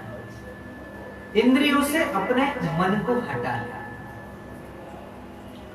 फिर कर्म की वासनाओं से चंचल हुए मन को विचार के द्वारा रोककर भगवान के मंगलमय स्वरूप को लगाए। कर्म की वासनाओं से चंचल हुए मन को, कर्म की वासना, अमुक अच्छी वस्तु बनाकर खा लूं, कुछ अच्छा मैं बनाकर अच्छा घर बना लूं और उसमें निवास करूं, अच्छा मकान बना लूं, अच्छा खेत बना लूं, अच्छा कोई दुकान बना लूं, मकान फैक्ट्री बना लूं, कोई बड़ा उद्योग बना लूं, और वो बनाकर वो कर्म जो किया और उसके प्रति जो वासना हुई और उस वासना से जो मन चंचल हुआ, क्योंकि हर महीने अगर 1000 रुपए कमाते हैं तो मन में होता है कि नहीं अब 2000 हो जाए तो अच्छा, 2000 कमाने वाला सोचता है 20,000 हो जाए तो अच्छा, 20 वाला सोचता है कि 50,000 हो जाए तो अच्छा, 50,000 वाला सोचता है कि लाख हो जाए तो अच्छा, करोड़ वाला भी दुखी और रोड वाला भी दुखी, क्योंकि अपेक्षा ही दुख का कारण आती है। तो जो चंचल हो चुका मन है उसको मन के विचार के द्वारा रोककर भगवान के मंगलमय स्वरूप में उस मन को लगाना है। फिर स्थिर चित्त से भगवान के श्री विग्रह में से किसी एक अंग का ध्यान करके, इस प्रकार एक एक अंग का ध्यान करते करते विषय वासना से रहित मन को पूर्ण रूप से भगवान में ऐसा तल्लीन कर दे कि फिर और किसी विषय का चिंतन ही न हो। वही भगवान विष्णु का परम पद है, जिसे प्राप्त करके मन भगवत प्रेम स्वरूप आनंद से भर जाता है। यदि भगवान का ध्यान करते समय मन रजोगुण से विक्षिप्त या तमोगुण से मूढ़ हो जाए तो घबराना नहीं चाहिए, क्योंकि देखो ध्यान करते करते कभी कभी मन में गंदे विचार आ जाते हैं, कभी न सोचने जैसे विचार आ जाते हैं, कभी घर, दुकान, मकान, ऑफिस, रिश्तेदार, कोई दूर का मित्र, ये सब याद आने लगता है। तो यहाँ बताया सुखदेव जी ने कि यदि भगवान का ध्यान करते समय रजोगुण से विक्षिप्त हो जाए, रजोगुण माने धन कमाने की, यहाँ तो चिंतन भगवान का कर रहे हैं, ध्यान भगवान का कर रहे हैं, लेकिन चिंतन कमाई का हो रहा है। अरे दुकान में कल इतना नफा हुआ था, आज और ज्यादा हो जाए, ये रजोगुणी प्रवृत्ति है। सुख ऐश्वर्य सुख शांति मिलती जाए, ये रजोगुणी प्रवृत्ति। तमोगुण से मूढ़ हो जाए, तमस आ जाए, अरे छोड़ो आज क्यों ध्यान करेंगे, आज तो सोते हैं, थोड़ा लेट उठेंगे तो क्या हुआ। तो ये जो चिंतन है ये तमोगुण से आवृत्त हो जाता है। तो ऐसा कभी हो जाए तो घबराए नहीं, धैर्य के साथ योग धारणा के द्वारा उसे वश में करना चाहिए, क्योंकि धारणा ये रजोगुण से विक्षिप्त और तमोगुण से मूढ़ हो जाए, ये दोनों चीजें जो है, इन दोनों दोषों को धारणा मिटा देती है। धारणा स्थिर हो जाने पर ध्यान में जब योगी अपने परम मंगलमय आश्रय भगवान को देखता है, तब उसे तुरंत ही भक्ति योग की प्राप्ति हो जाती है। अब जैसे आपके मन में प्रश्न उठ रहा है कि स्वामी जी धारणा क्या होती है, ऐसे ही परीक्षित जी के भी मन में प्रश्न उठा कि धारणा क्या होती है। तब सुखदेव जी ने कहा कि परीक्षित, आसन, श्वास, आसक्ति और इंद्रियों पर विजय प्राप्त करके फिर बुद्धि के द्वारा मन को भगवान के स्थूल रूप में लगाना, यही धारणा है। भगवान के स्थूल रूप में हमारा ध्यान लगे। फिर उसमें आगे बहुत सारा वर्णन किया हुआ है कि भगवान का जो विराट पुरुष का शरीर है, भगवान का कौन से अंग से क्या उत्पन्न हुआ और उनके शरीर के अंगों में कौन सा लोक विद्यमान है, उन विषयों पर आगे चर्चा की गई है। उस विषय पर न जाते हुए अब मैं आपको थोड़ा सा आगे की बात मैं बताता हूँ। अब ध्यान से सुनिएगा। अब अगर केवल कथा सुनने मात्र से मुक्ति प्राप्त हो जाती तो सुखदेव जी फिर सीधे भक्तों का संवाद सुनाने लग जाते, भगवान की 24 अवतारों की कथा सुनाने लग जाते। लेकिन राजा परीक्षित को सुखदेव जी ने कहा कि सबसे पहले तो प्राणों को वश करो, और प्राण वश कोई प्रेम से नहीं होते, प्राण वश होते हैं प्राणायाम करने से, योग करने से। ये धीरे धीरे धीरे धीरे वो वश होने लगे, प्रणव का उच्चारण करने से। और यहाँ सुखदेव जी कह रहे कि एक क्षण भी परीक्षित प्रणव को भूलना नहीं, मनी मन ओंकार का जप करते रहना और प्राणों को वश करना। तो ये उपाय यहां बताते। फिर आगे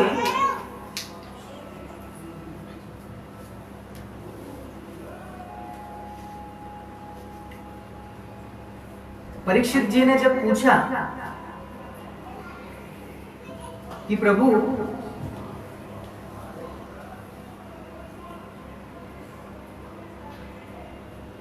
अगर कोई मरणासन्न व्यक्ति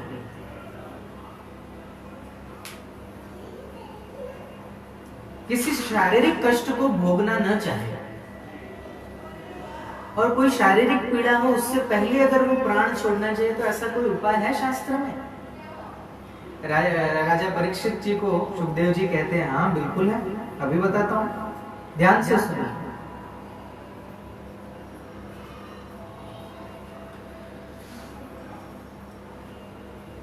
अब ये जो प्रयोग है ये तो एक योगी ही कर सकते हैं। साधारण गृहस्थ में रहकर जिन्होंने कोई कभी अभ्यास ही नहीं किया है, उनके लिए ये नहीं है।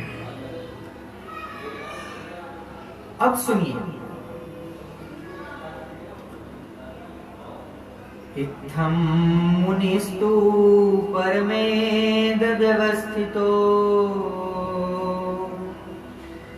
विज्ञान दृग्वीर्य सुरंदिताशयः स्वपार्ष्णिना पीडयगुदं तलो ततो नीलम स्थानेषु षट्सुन्नमये जितक्लमः। हे परीक्षित, ज्ञान की दृष्टि के बल से जिसके चित्त की वासना नष्ट हो गई है, उस ब्रह्मनिष्ठ योगी को इस प्रकार अपने शरीर का त्याग करना चाहिए। सुनिए, पहले एड़ी से अपने गुदा द्वार को दबाकर स्थिर हो जाए और तब बिना घबराहट के प्राण वायु को षटचक्र भेदन की रीति से ऊपर ले जाया जाए। मनस्वी योगी को चाहिए कि नाभि चक्र मणिपूरक में स्थित वायु को हृदय चक्र अनाहत में, वहां से उदान वायु के द्वारा वक्ष स्थल के ऊपर विशुद्धाख्य में और विशुद्धाख्य चक्र में फिर उस वायु को धीरे धीरे तालु के मूल में, विशुद्ध चक्र के अग्रभाग में तालु के मूल में चढ़ा दे। तदनंतर 2 आंख, 2 कान, 2 नासा छिद्र और मुख, इन 7 छिद्रों को रोककर उस तालु मूल में स्थित वायु को भवों के बीच आज्ञा चक्र में ले जाए। यदि किसी लोक में जाने की इच्छा न हो तो आधी घड़ी तक, आधी घड़ी माने 1 घड़ी माने 24 मिनट, तो आधी घड़ी कितनी हुई? 12 मिनट। तो 12 मिनट तक उस वायु को वहीं रोककर, आज्ञा चक्र में रोककर स्थिर लक्ष्य के साथ उसे 12 मिनट के बाद धीरे धीरे सहस्त्रसार में ले जाकर स्थित हो जाए। इसके बाद ब्रह्मरंध्र का भेदन करके शरीर और इंद्रियों को छोड़कर परमात्मा में विलीन हो जाए, परमात्मा के साथ एक हो जाए। परीक्षित, यदि योगी की इच्छा हो कि मैं ब्रह्मलोक में जाऊं, 8 सिद्धियां प्राप्त करके आकाशचारी सिद्धों के साथ विहार करूं अथवा त्रिगुणमय ब्रह्मांड के किसी भी प्रदेश में विचरण करूं, तो उसे मन और इंद्रियों के साथ ही लेकर शरीर से निकलना चाहिए। योगियों का शरीर वायु की भांति सूक्ष्म होता है। उपासना, तपस्या, योग और ज्ञान का सेवन करने वाले योगियों को त्रिलोकी के बाहर और भीतर सर्वत्र स्वच्छंद रूप से विचरण करने का अधिकार होता है। केवल कर्मों के द्वारा इस प्रकार बेरोक टोक विचरना नहीं हो सकता, बाह्य कर्मों के द्वारा नहीं हो सकता। लेकिन इसमें जिस प्रकार से बताया है, ये हम सबको करना चाहिए। लेकिन ये तो योगियों के लिए संभव है और वो योगी आप और हम बन सकते हैं। थोड़ा समय दे आत्म कल्याण के लिए।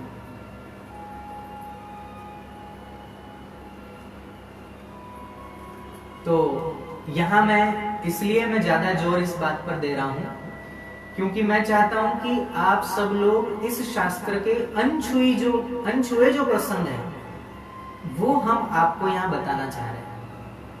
अभी तक तो केवल हमने ये सुना है कि श्रीमद् भागवत कथा का श्रवण करने मात्र से मुक्ति हो जाती है और इसमें केवल प्रेम प्रेम प्रेम, भक्ति भक्ति भक्ति, केवल भक्ति है। नहीं, इसमें वैराग्य, इसमें भक्ति, इसमें ज्ञान, इसमें योग, सब कुछ भरा हुआ है ये श्रीमद् भागवत महापुराण। ये जीव की सर्वांगीण उन्नति करने में महत्वपूर्ण भूमिका निभाने वाला ग्रंथ है श्रीमद् भागवत महापुराण। और भी आगे बहुत कुछ है, सुनिए। न यतोऽन्य शिवः पंथा विशतः संस्कृता विह वासुदेवे भगवती भक्ति योगो यतो भवेत्। इस संसार चक्र में पड़े हुए मनुष्य के लिए जिस साधन के द्वारा उसे भगवान की अनन्य प्रेममयी भक्ति प्राप्त हो जाए, उसके अतिरिक्त और कोई भी कल्याणकारी मार्ग नहीं हो सकता। भगवान ब्रह्म कात्स्येर्न त्रिरन्वीक्ष्य मनीषया तदध्यवस्यत् कुटस्थो रतिरात्मन् यतो भवेत्। भगवान ब्रह्मा ने एकाग्र चित्त से सारे वेदों का 3 बार अनुशीलन करके अपनी बुद्धि से यह निश्चय किया है कि जिससे सर्वात्मा भगवान श्री कृष्ण के प्रति अनन्य प्रेम प्राप्त हो वही श्रेष्ठ धर्म है। तो ये सब चीजें यहाँ पर श्रीमद् भागवत कथा में जो किन्हीं कारण सर कुछ कथाकार नहीं कह पाते, वो अनछुए प्रसंग यहाँ कहने का हमने प्रयत्न किया है। अब आगे सुनिए, थोड़ा सा मैं भूमिका बना दूं पहले कि आगे कौन सा विषय आने वाला है। आगे विषय आ रहा है कामनाओं के अनुसार विभिन्न देवताओं की उपासना तथा भगवत भक्ति के प्राधान्य का निरूपण। ये प्रसंग आगे आने वाला है। अब ये विषय में थोड़ी सी बात यहाँ समझने योग्य है, आप समझिएगा इस विषय को।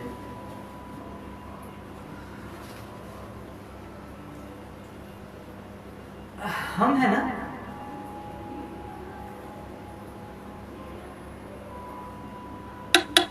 थोड़ा व्यवहारिक ढंग से मैं आपको समझाने का प्रयत्न करता हूं।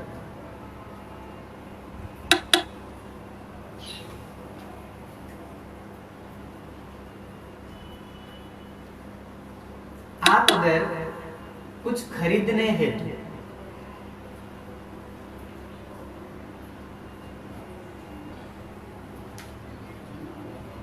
दुकान में जाते हैं, आपको आलू लेने हैं तो सब्जी जहां मिलती होगी वहीं जाएंगे। आपको अगर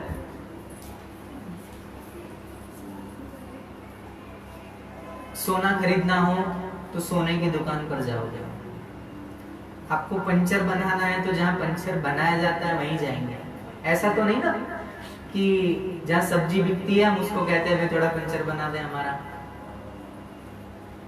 जहां सोना बिकता है उसको बोले कि भाई तू 2 किलो आलू तोल के दे दे।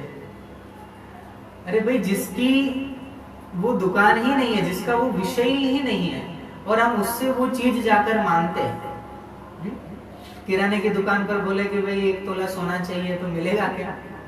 नहीं मिल सकता। ऐसे ही हमारे यहाँ विभिन्न कामनाओं के लिए, हम मनुष्य हैं और हमारी विभिन्न कामनाएं होती हैं। किसी को पुत्र चाहिए, किसी को बुद्धि चाहिए, किसी को संतान की लालसा है, किसी को ऐश्वर्य की लालसा है, किसी को सौंदर्य चाहिए, किसी को आरोग्य चाहिए, किसी को विभिन्न विभिन्न सबकी अपनी अपनी आशा है, इच्छाएं हैं। और हम किसी एक ही देवी देवता के पास जाके इच्छा करते हैं कि हमें इनसे ये प्राप्त हो जाए।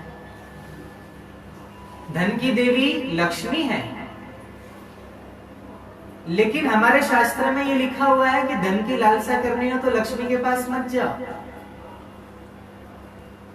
आइए, श्रीमद् भागवत कथा के अनछुए प्रसंगों में एक ये भी प्रसंग है, मैं आपके समक्ष रखता हूं। ध्यान से सुनिए, शेयर करते जाइए, ज्यादा से ज्यादा लोग इसका लाभ उठा पाए।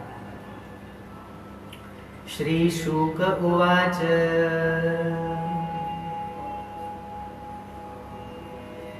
ब्रह्मवर्चस कामस्तु यजेत ब्रह्मणस्पतिम् इंद्रमिंद्रिय कामस्तु प्रजा काम प्रजापतिम्। परीक्षित, तुमने मुझसे जो पूछा था कि मरते समय बुद्धिमान मनुष्य को क्या करना चाहिए, उसका उत्तर मैंने तुम्हें दे दिया। अब सुनो, जो व्यक्ति ब्रह्म तेज का इच्छुक हो, माने चेहरे पर अपूर्व तेज चाहता हो, संपूर्ण शरीर में ब्रह्म तेज से संपन्न होना चाहता है, ऐसा व्यक्ति बृहस्पति का पूजन करे, माने देवगुरु बृहस्पति, उनका पूजन करे। जिसे इंद्रियों की विशेष शक्ति की कामना हो, वह इंद्र की उपासना करे।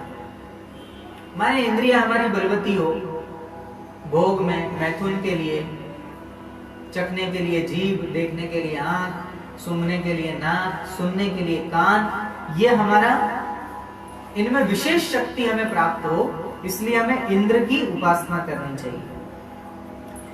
जिसे संतान की लालसा हो उसे प्रजापतियों की उपासना करनी चाहिए। जिसे लक्ष्मी की चाहना है वह माया देवी की उपासना करे।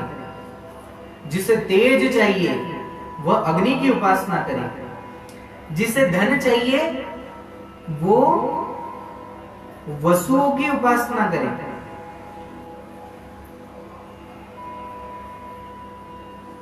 जिस प्रभावशाली पुरुष को वीरता की चाह हो उसे रुद्रों की उपासना करनी चाहिए। जिसे बहुत अन्न प्राप्त करने की इच्छा हो वह अदिति माता का उपासक बने। जिसे स्वर्ग की कामना हो वह अदिति के पुत्र देवताओं का पूजन करे। जिसे राज्य की अभिलाषा हो वह विश्व देवों का पूजन यजन उपासना करे। और जो प्रजा को अपने अनुकूल बनाने की इच्छा रखता हो उसे साध्य देवताओं का आराधन करना चाहिए। आयु की इच्छा से आयु बढ़ानी हो तो आपको अश्विनी कुमारों का पूजन यजन करना चाहिए। पुष्टि की इच्छा से पृथ्वी का, हमारा शरीर पुष्ट हो, हमारा जीवन पुष्ट हो, हमारा धन धान्य घर गृहस्थी पुष्ट हो, इसलिए पृथ्वी देवी का पूजन करना चाहिए। और जिसको प्रतिष्ठा की चाह हो, कीर्ति हो, ऐसों को लोक माता पृथ्वी और ध्यव माने आकाश का पूजन करना चाहिए, उपासना करनी चाहिए। जिसको सौंदर्य चाहिए वो गंधर्वों की पूजा करे। जिसे पत्नी चाहिए पत्नी प्राप्ति के लिए उर्वशी अप्सरा की साधना करे। और सबका स्वामी बनने के लिए ब्रह्मा की आराधना करनी चाहिए। जिसे यश की इच्छा हो यज्ञ पुरुष की आराधना करे। जिसे खजाने की लालसा हो वह वरुण देव की उपासना करे। विद्या प्राप्ति करने की आकांक्षा हो तो भगवान शंकर की उपासना करे। और पति पत्नी में परस्पर प्रेम बनाए रखने के लिए पार्वती जी की उपासना करनी चाहिए।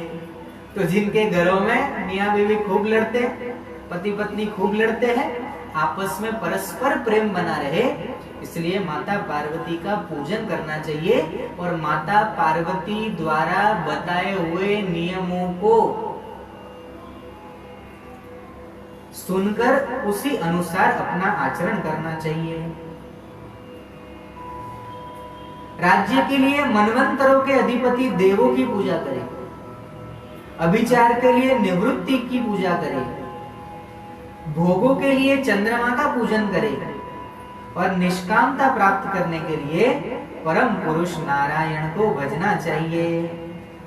जो बुद्धिमान पुरुष है वह चाहे निष्काम हो, समस्त कामनाओं से युक्त हो अथवा मोक्ष चाहता हो, उसे तो तीव्र भक्ति योग के द्वारा केवल पुरुषोत्तम भगवान की ही आराधना करनी चाहिए। जितने भी उपासक हैं उनका सबसे बड़ा हित इसी में है कि वे भगवान के प्रेमी भक्तों का संग करके भगवान में अविचल प्रेम प्राप्त कर ले। और ऐसा प्रेम जिनको प्राप्त हो गया, ऐसे पुरुषों के सत्संग में जो भगवान की लीला कथाएं होती है उनसे उस दुर्लभ ज्ञान की प्राप्ति होती है जिससे संसार सागर की त्रिगुणमयी तरंग मालाओं के थपेड़े शांत हो जाते हैं। हृदय शुद्ध होकर आनंद का अनुभव होने लगता है। इंद्रियों के विषयों में आसक्ति नहीं रहती। कैवल्य मोक्ष का सर्वसम्मत मार्ग भक्ति योग प्राप्त हो जाता है। भगवान की ऐसी रहस्यमयी कथाओं का चस्का लग जाने पर भला कौन ऐसा है जो भगवान में प्रेम न करे। तो यह कथा भगवत प्रेम जागृत करने वाली है। और हमारा थोड़ा सा प्रयत्न यह है कि भागवत कथा जैसे नित्य अन्य जगह होती है उसी प्रकार की यह कथा आपको नहीं लग रही होगी, क्योंकि उसमें बड़ा रस है, उसमें बड़ा केवल प्रेम है, भजन है, कीर्तन है। यहाँ ऐसा कुछ नहीं है। यहाँ तो आपको केवल श्लोक सुनाए जा रहे हैं और जो अनछुए प्रसंग है वो बताया जा रहा है। तो मेरी आपसे एक प्रार्थना है, एक अनुरोध है कि यहाँ जो कुछ भी हमारे द्वारा निवेदन किया जा रहा है वो निवेदन उन विषयों पर है जो आज तक कथा प्रसंगों में अछूते रह गए, अनछुए रह गए। तो मेरी ये कोशिश है कि ये 7 दिन में आपको अधिक से अधिक उन विषयों पर बताऊं जो रह जाते हैं। तो और जो आप विस्तार से जिन कथाओं को सुनते हैं उसका केवल हम स्पर्श करके आगे बढ़ जाएंगे। तो आज प्रातः के सत्र में बस इतना ही। शाम का सत्र 6 बजे शुरू हो जाएगा और अभी 12 बजे है, संध्या का समय है। हम 5 मिनट संध्या वंदन करके आरती करके फिर पूर्णाहुति करें।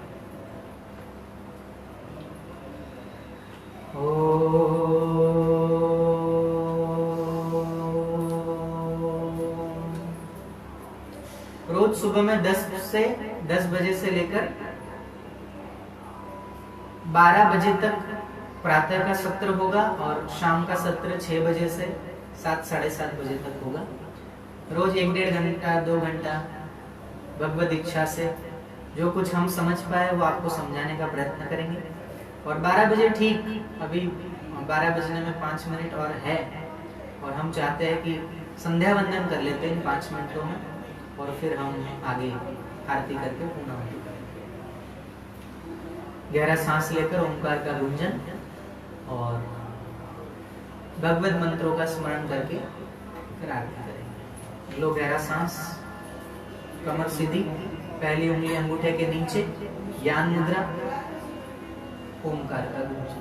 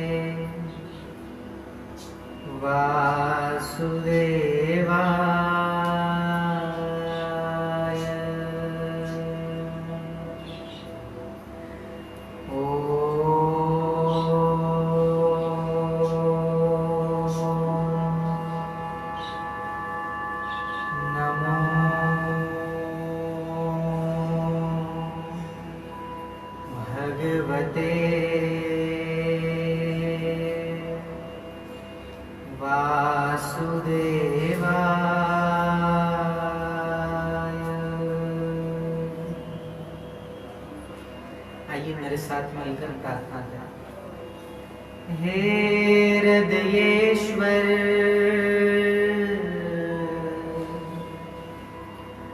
हे परमेश्वर, हे सर्वेश्वर, हे ज्ञानेश्वर, विनती यह स्वीकार करो। भूल दिखाकर उसे मिटाकर अपना प्रेम प्रदान करो।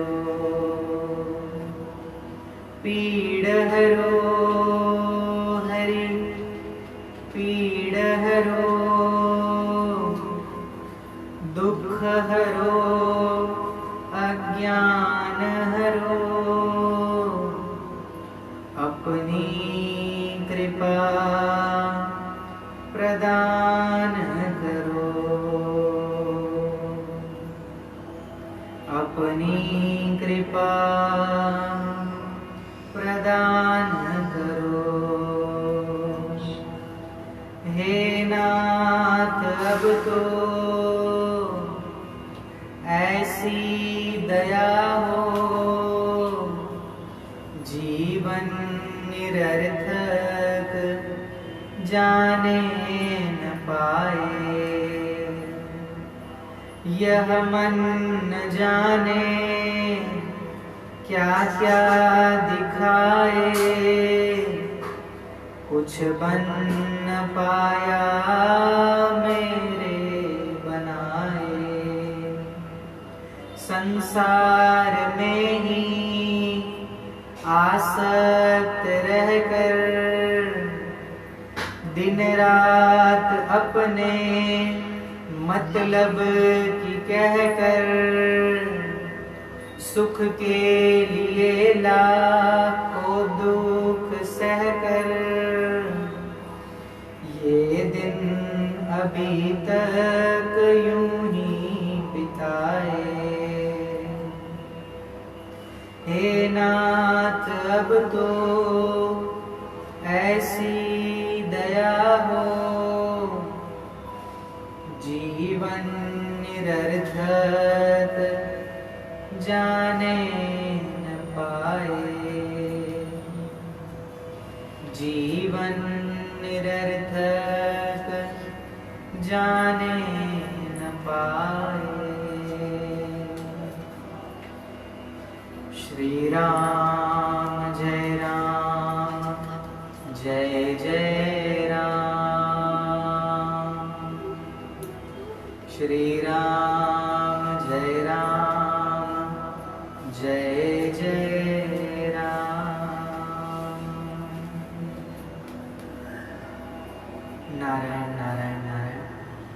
आज के सत्र को विराम दूं और आरती करें उससे पहले 2 मिनट यह कथा संपूर्ण विश्व के अनेक देशों में हरि भक्तों के द्वारा और हमारे अनुयायियों के द्वारा देखी जा रही है।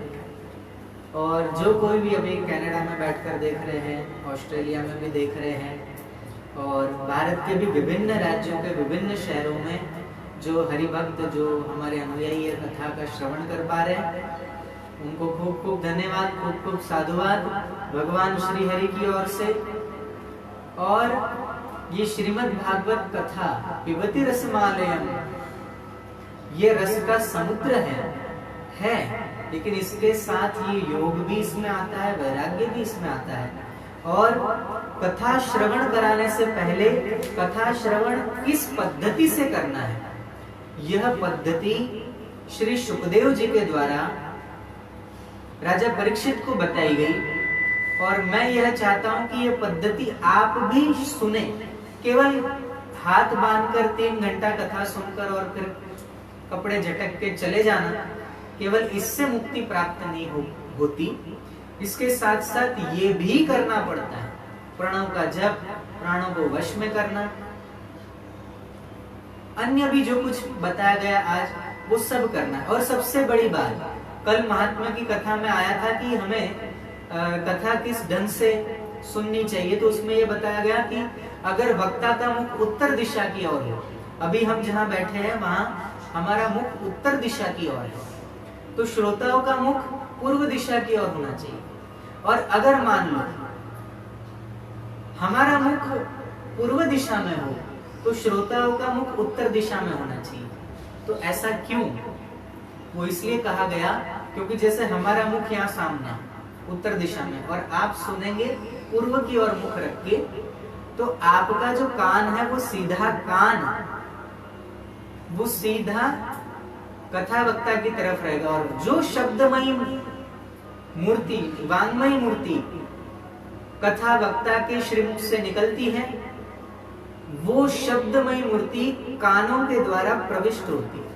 आपको पता है, जिन्होंने गुरु धारण करके रखे उन्हें पता है कि गुरुजी जब मंत्र देते हैं तब उल्टा कान बंद करवाते हैं और सीधे कान के द्वारा वो मंत्र देते हैं, ताकि वो मंत्र यहाँ से सुन के इधर से निकल ना जाए, वो मंत्र सीधा कान के माध्यम से, सीधे कान के माध्यम से हृदय में उतर जाए, बुद्धि में प्रविष्ट हो जाए। और फिर उस गुरु मंत्र को गुप्त रखना, जैसे गहने हीरा हमारे पास हो तो हम कैसे तिजोरी में बिल्कुल ताला लगा के छुपा के रखते हैं, ऐसे ही गुरु मंत्र भी अमूल्य हीरा है, उसे गुप्त रखना चाहिए। और फिर गुप्त रखकर और फिर उसका जप किया जाए तो अनंत गुना लाभ प्राप्त होता है। तो अब हम विभिन्न देशों में जो कथा सुन रहे हैं उनको खूब खूब धन्यवाद, खूब खूब साधुवाद। और जो लोग इस कथा को घर बैठे शेयर करते जा रहे हैं उनको भी मेरी ओर से खूब खूब साधुवाद, खूब खूब धन्यवाद। ऐसी सेवा करते रहिए ताकि आप अन्य किसी प्रकार से इस कथा में सेवा नहीं कर पा रहे, सेवा क्योंकि तन से नहीं हो पा रही है, धन से सेवा नहीं हो पा रही है, तो आप घर बैठे कैसे सेवा करेंगे? तो एक ही है कि आप इस कथा को जन जन तक पहुंचाने का प्रयत्न करें। गली मोहल्ले के अड़ोस पड़ोस के लोगों को बुलाए, बिठाए और कहे कि सुनिए, लैपटॉप हो, पीसी हो, उसके माध्यम से या तो मोबाइल के माध्यम से सुनाए लोगों को अधिक से अधिक। ये भी सेवा कर लोगे तब भी महान पुण्यों की प्राप्ति होगी, ऐसा स्कंद पुराण कहता है। एक पद सुनाता हूँ श्री सूरदास जी से। भगवान कृष्ण के मुकुट के बारे में सूरदास जी लिख रहे हैं, गा रहे हैं कि देखो री या मुकुट की लटकन, देखो री या मुकुट की लटकन, मुकुट की लटकन, रास किए निर्गत राधे संग, तनुपुर शब्द पायल की पटकन, देखो री या मुकुट की लटकन, मुकुट की लटकन, मुकुट की लटकन। आइए आरती करके प्रणाम करें।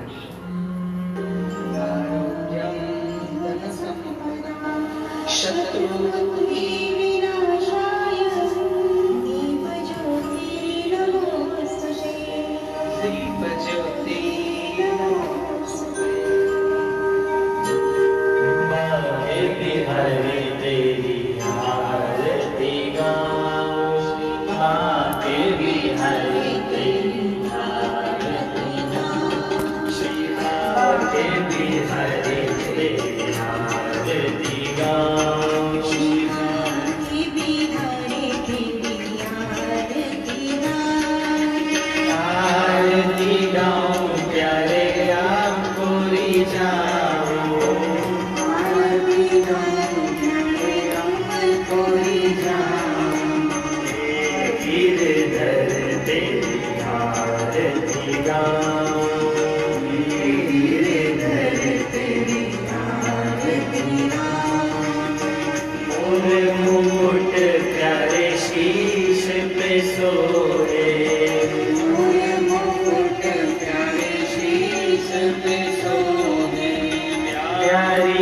बंसी मेरो मन मोहे, हरी बंसी मेरो मन मोहे। एक छुट्टी बलिहारी मैं जाऊं,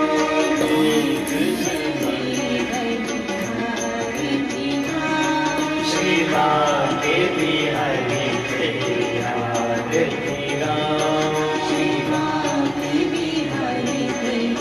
सोए वृषभानु दुलारी, सोहे विषभान दुलारी, ललिता विशाखा सखिया सारी, ललिता विशाखा सखिया सारी, मैं वास सदा ब्रज धाम को पाऊं, श्री बाके बिहारी बिहारी गाँव, मैं वास सदा वृंदावन पाऊं, श्री बाके बिहारी बिहारी गाँव, आरती गाऊं, आरती गाँव, तुम पुरी जाऊं, तुम पुरी जाओ, शीश झुकाऊं, शीश नमाओ, बलि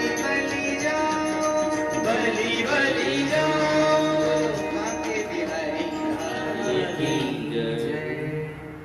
बोलो भागवत महापुराण राक्षसों से सारी की जय। कृष्ण कन्हैया लाल की जय।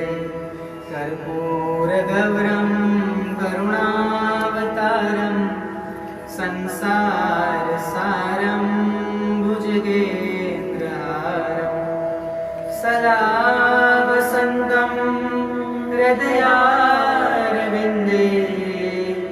भवं भवानी सहितं नमामि। मङ्गलं भगवान् विष्णु मङ्गलं गरुडध्वज मङ्गलं पुण्डरीकाक्ष मङ्गलाय तनोहरि। सर्वमङ्गलमाङ्गल्ये शिवे सर्वार्थसाधिके शरण्ये त्र्यम्बके गौरी नारायणी नमोस्तुते नारायणी नमोस्तुते। हरे राम राम राम हरे हरे हरे कृष्ण कृष्ण कृष्ण हरे हरे हरे राम राम राम हरे हरे हरे कृष्ण कृष्ण कृष्ण हरे हरे हरे राम राम राम हरे हरे हरे कृष्ण कृष्ण कृष्ण हरे हरे। पूर्णमदः पूर्णमिदं पूर्णात् पूर्णमुदच्यते पूर्णस्य पूर्णमादाय पूर्णमेवावशिष्यते। ॐ शान्तिः शान्तिः शान्तिः। बोलो भागवत भगवान की कृष्ण कन्हैया लाल की नमः। पार्वती पतये हर हर महादेव।